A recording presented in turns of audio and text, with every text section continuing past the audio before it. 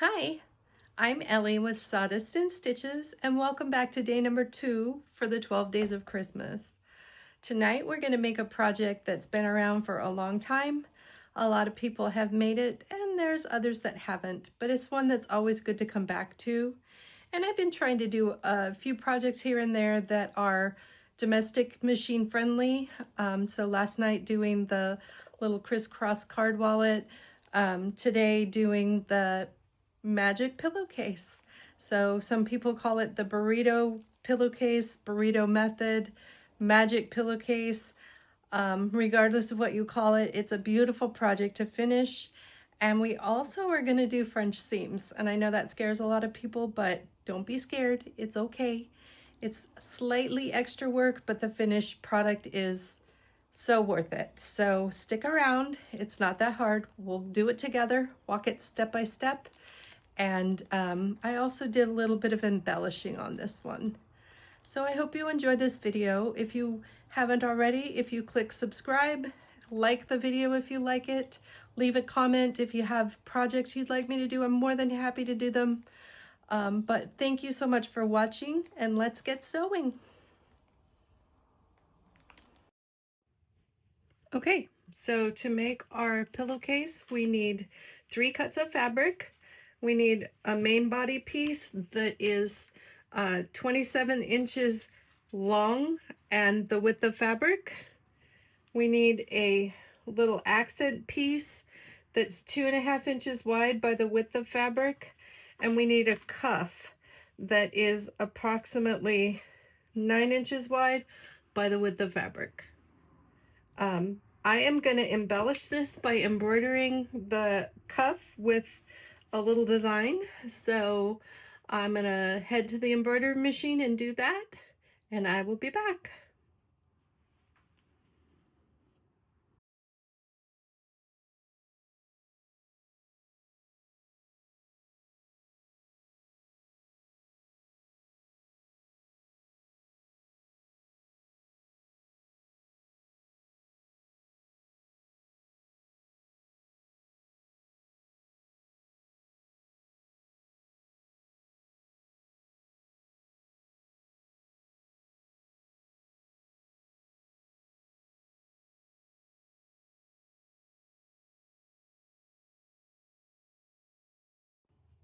All right, back from the embroidery machine.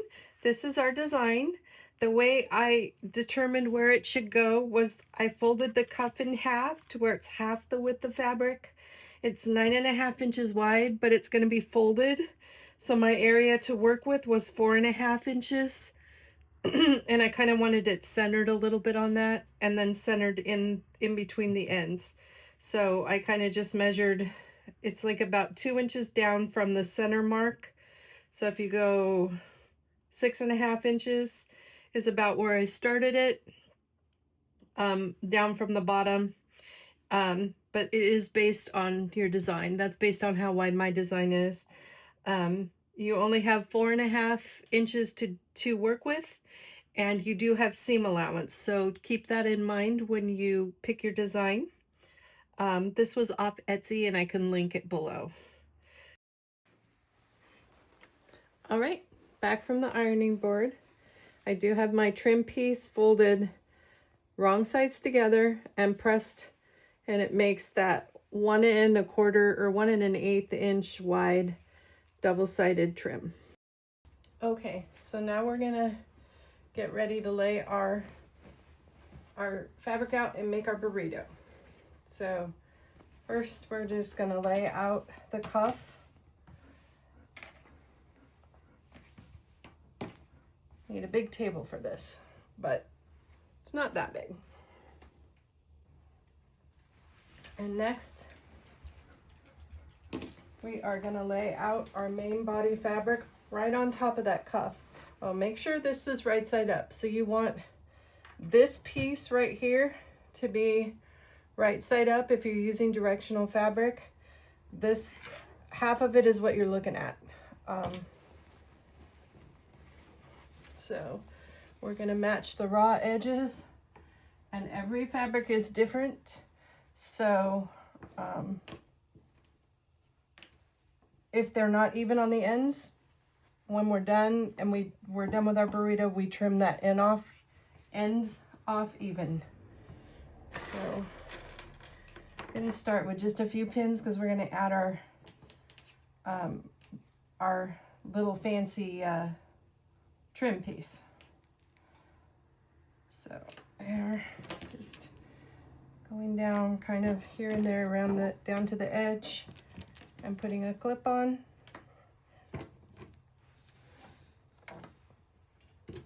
Making sure those edges are good and even. Makes a difference with the seams. So you want to make sure that they're even, although when we put the trim on is when we're going to really want that perfect. All right. So now the trim, with the trim, where the raw edges are, here, the raw edges, not the fold, we're going to match the raw edges to the top. Kind of spread it out. Center it if it's a little bit off, because like I said, every fabric's a little different. And then we're going to make sure those edges, all of those layers are perfectly even. Add a few extra clips to make sure that they're even. Get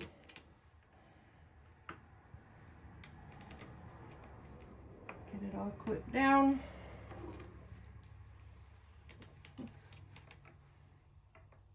All right, so now we have our cuff piece, our main body piece, right side up. They're both right side up. And we have the raw edges of our trim matched to the top of both of those. Now comes the burrito part. We're gonna take this top main body piece and we are going to roll it. I kind of start with just folding it about in half, making sure it's straight, and then you're just gonna come from the bottom and you're gonna make a tight little burrito roll.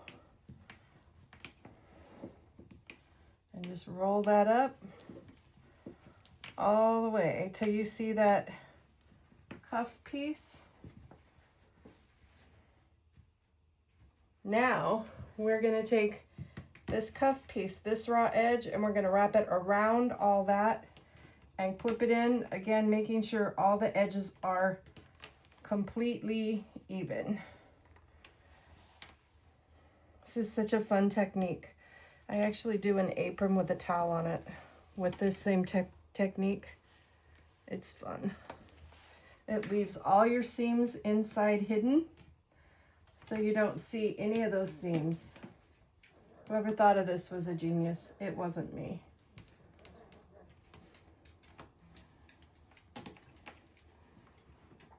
All right. Make sure the back doesn't get caught up. All right, there we go. So now we're gonna take this to our sewing machine and we're gonna sew across all those raw edges, keeping them even as we sew at 1/4 inch seam allowance. You can do up to 1/2 inch if you'd rather, but I like the 1/4 inch.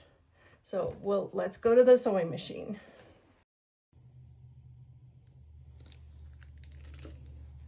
All right, so we are at the sewing machine and we are gonna sew along the raw edge of the tube that we made, or burrito that we made, at about 1/4 inch seam allowance. Back stitching at the end than the beginning.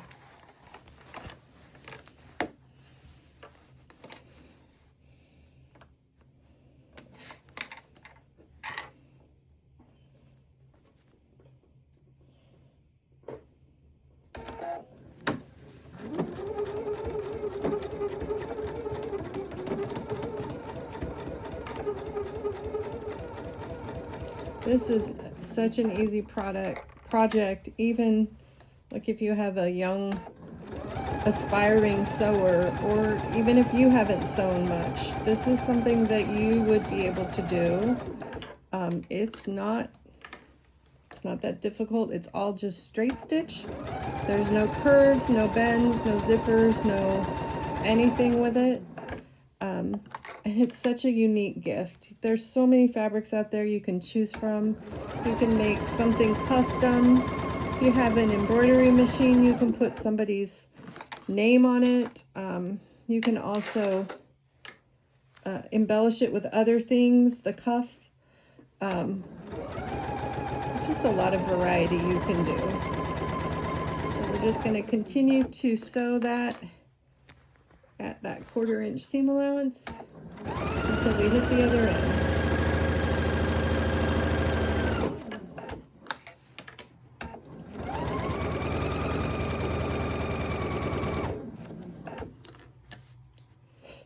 Making sure that our edges stay even.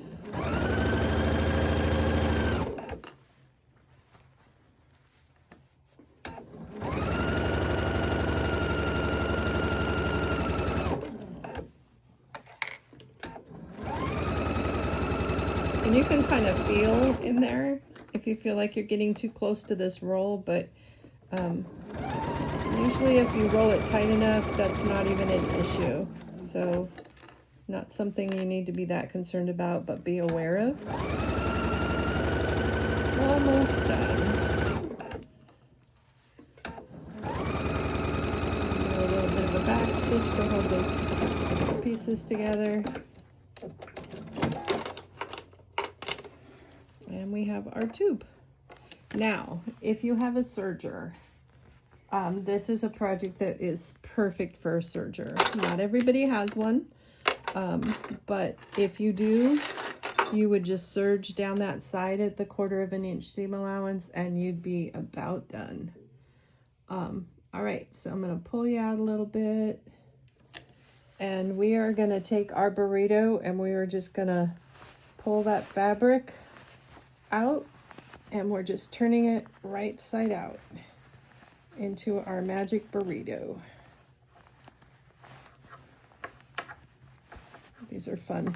Kids even like doing this. That's also something if you want to involve the kids. I have grandkids. I always try and involve them if possible with things. And just pulling that out takes a minute, but it's super easy. It's not a hard pull or turn. Just takes a little bit of time. Almost there. There we go.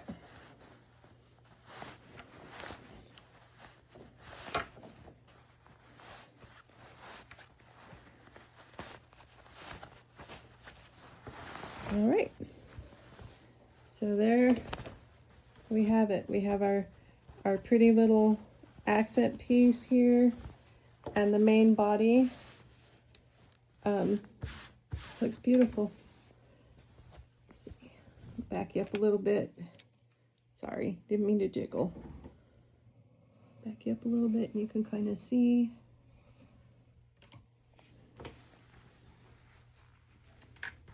How that looks. So I am going to just take this and trim the edges even. You can use scissors or rotary cutter to just even out those edges, and then I'm going to press it. So I will be right back. So you can see I have trimmed my edges even on both sides. And I am going to do a French seam technique on this. And I know a lot of people hear French seam and think, oh no, it's not that hard, especially if your seam allowances are fairly accurate. And the finished look, it's worth it. Even if you have to fiddle with it a little bit, it's worth it. So the French seam means that there's no raw edges on the inside. And how we do that is we're going to start by folding the pillowcase, matching the long edges and the bottom, wrong sides together. So you're looking at the pretty side, right side out, and you're going to match all the edges and clip them down. So all the raw edges on the bottom and on the side. The top, obviously we want open to pull the pillowcase in, and the other side is folded. so we don't have to do anything with that. So we're just gonna pin these together or clip them. I guess if you're using pins, that's fine. Pins poke me. The only time I use pins is zippers because I don't like getting poked. I have enough issues with my hands as it is without that. So, all right, just clipping those right sides together. And then I'm gonna take it to the sewing machine. I'm gonna sew down the side, all the way around, across the bottom, where all the raw edges are, at 1/4 inch seam allowance. So, and it can be a scant 1/4 or slightly under 1/4, but try and keep it at 1/4 or a little bit less. Don't go bigger. All right, we'll meet you at the sewing machine. All right, so once again, all along the raw edges, I'm going to start at the top of my cuff, and I really want to make sure that these edges here are even. And I want to make sure that these bands are pretty even too. Okay.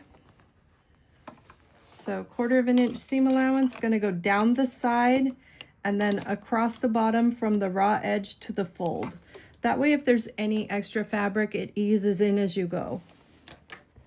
All right, here we go. 1/4 inch or scant 1/4 inch.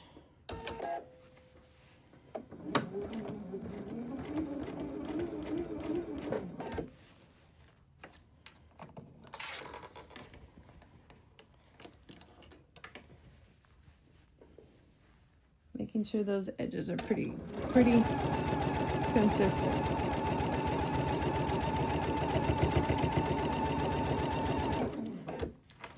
Just reset as you go. Sometimes there's a little ease in the fabric. It's fine. Take your time. You know, sewing isn't a speed contest. If you sew accurate and sew fast, that is great, but you don't have to. You can just go slow and get the same effect. It may take you a few minutes longer, but the reality is you still get the same result. So, and if you go too fast, faster than you can or faster than you're comfortable with, it's probably going to end up taking you longer because you're probably going to end up having to pull something out and re-sew it. Just my opinion there, but based on a little bit of made mistakes in the past. It happens. Still making sure those edges are really close,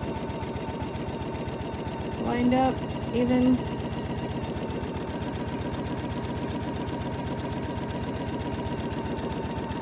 When we get down to the bottom, now see I have a little bit of a gap here, so I want to watch where my bottom is. It's okay, we can trim that off. So we're just going to go down to that 1/4 inch mark with the bottom piece. It's okay if it doesn't match. It's a pillowcase, and we'll get it taken care of. So, all right. So I have about somewhere between 1/4 and 1/8 inch of layover or overlap. So I'm just gonna sew it straight. And as I sew it, it may pull that back in. Sometimes fabric, when it's cut, is a little bit off the bias, and so it doesn't always come out even. But as I said, that's okay. We got this.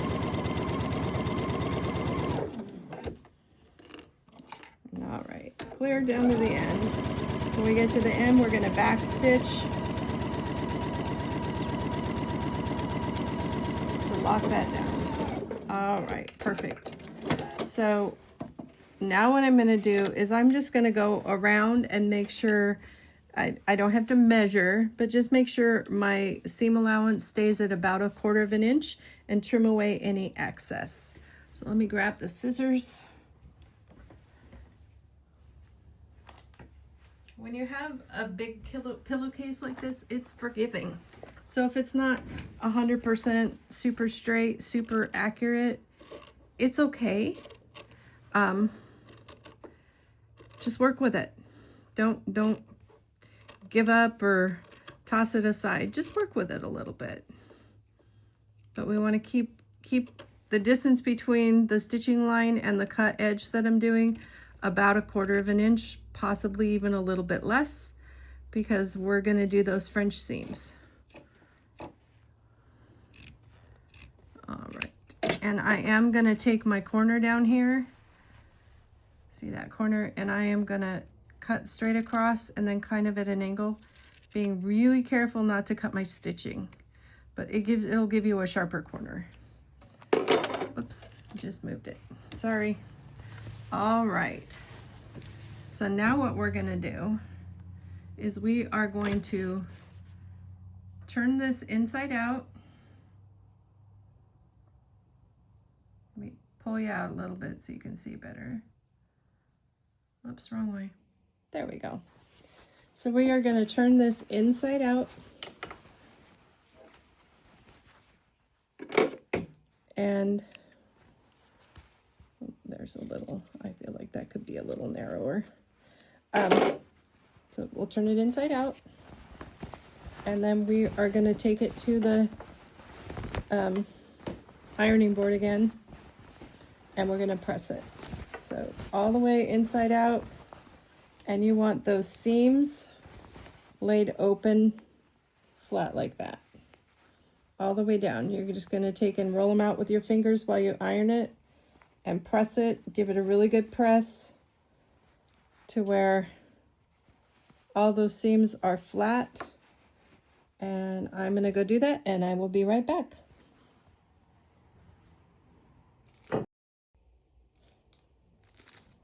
All right, back from the ironing board, and you can see the edges. This is the pressed edge is rolled out, just kind of twisting it between your finger, rolled out and flat all the way around down the bottom. And we are going to sew over that folded edge at a 3/8 of an inch seam allowance all the way down to the corner and across the bottom. The same sides that we had sewn before. We don't have to do anything with the top or the folded edge. All right, here we go. And if you want to clip it, or you're having a hard time with it staying pressed and, staying pressed and not maintaining that fold, then go ahead and pin it or clip it if that helps. Not a problem. All right, let me zoom you in a little bit. And here we go. Always back stitching at the beginning and the end. If you notice, I have a machine that will cut my threads for me, and I don't use it. I don't use the thread cutter simply because I feel like I get rat's nest. I have the 2 industrial machines, and you hold the threads with those, and so I kind of, sorry, bumped the camera again, kind of have gotten into the habit of just holding threads no matter what I'm doing. That way it's a habit across the whole board, and I don't have to worry about forgetting. It just helps me. I feel like the thread cutters can just make a mess. Instead of a nice fresh start, they kind of make a mess underneath. So, but that's my opinion, and I'm sticking to it. Every machine is different. Yours may not do the same thing, but it's a good habit for me because of my other machines. All right. The hardest part about this technique is making sure that you're not catching that edge from the previous inside, from the previous stitching, that seam allowance. You want to make sure to miss that seam allowance. All right, so I'm down to the corner where my fold is, and I'm just going to twist everything. As I said the other day, make sure your presser foot goes up when you turn corners. And we're going to sew along the bottom, keeping pretty close to that 3/8 inch seam allowance. because we're basically tucking the raw edges inside the seam. So you're not going to have any raw edges. You can, if you have a serger, you can serge the edges the first step we did and you would be done. Or if you just want to zigzag across the first sew a stitch or sew a line of stitching at the 1/4 inch and then zigzag over the edge to kind of overlock it, you can do that as well. I just prefer the French seam. I think it looks nicer finished. And it's not that hard. Takes an extra step, but it's not that hard. So now we're going to turn it right side out. So I'm going to back you out again. If I can. Whoops, wrong way. Sorry. Getting used to this. Back you out. Maybe. There we go. All right. And we're going to turn this right sides together after we cut threads. And see our finished edge. And you're going to want to go along and make sure that you caught all the edges. Sometimes you don't. You have to go back in and do it. That's okay. It's okay. It's not that hard to do. But it's such a beautiful finished edge inside. There's no raw edges. You're not going to get strings when you wash it. It's a very finished look. Looks like I caught it all. I'm down at the bottom looking now.